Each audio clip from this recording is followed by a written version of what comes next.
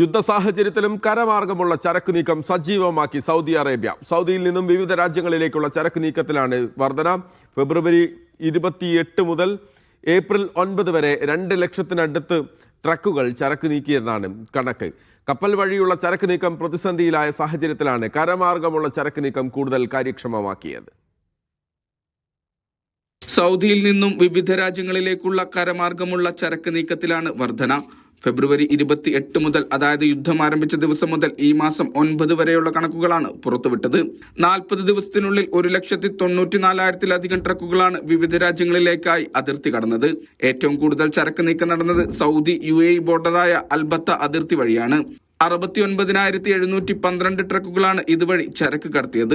Saudi Jordan border, Saudi Bahrain border എന്നിവ വഴിയും വലിയ രീതിയിൽ ചരക്ക് നീക്കം നടന്നു. യുദ്ധ സാഹചര്യത്തിൽ കപ്പൽ വഴിയുള്ള ചരക്ക് നീക്കം പ്രതിസന്ധിയിലായ സാഹചര്യത്തിലാണ് കരമാർഗമുള്ള ചരക്ക് നീക്കം കൂടുതൽ കാര്യക്ഷമമാക്കിയത്. Vishal Cherpulassery, media 1, Riyadh.